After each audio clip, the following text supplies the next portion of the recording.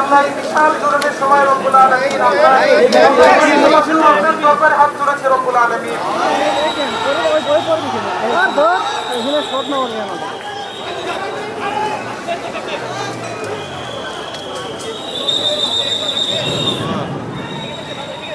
দূর থেকে হ্যাঁ ভাই কৃষি ভবনের দিকেও আর ইয়ার দিকেও। হ্যালো ভাই, না ভাই মানে অনেকগুলো ইয়া অলরেডি ফুটেছে।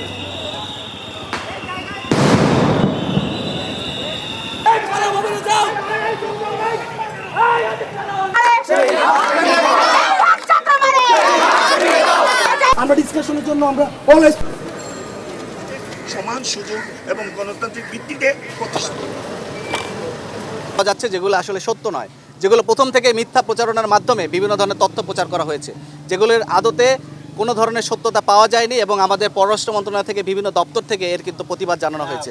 এবং দেশের ভিতরেও আমরা যে ধরনের ছবি বা যে ধরনের তথ্যপত্র পাচ্ছি এগুলো বিশ্লেষণ সাপেক্ষ বিষয়।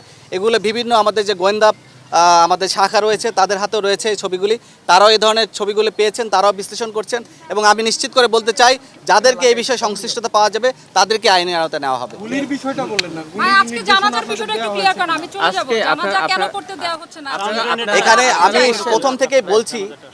প্রথম থেকে বলছি আপনি স্পেসিফিকভাবে আমি আপনাদেরকে বলতে চাই, প্রথম থেকে বলছি আমাদের যে সাধারণ শিক্ষার্থী যারা আছে তাদের যে হৃদয়ের দাবি, এদের প্রতি আমাদের যথেষ্ট সম্মান রয়েছে।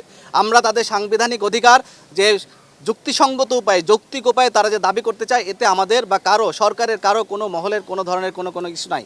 কিন্তু কেউ যদি এই সাংবিধানিক প্রক্রিয়ার মাধ্যমে কোনোভাবে অসাংবিধানিক কোনো প্রচেষ্টা বা উদ্দেশ্য হাসিলের জন্য কাজ করে সেখানেই আমাদের সমস্যা।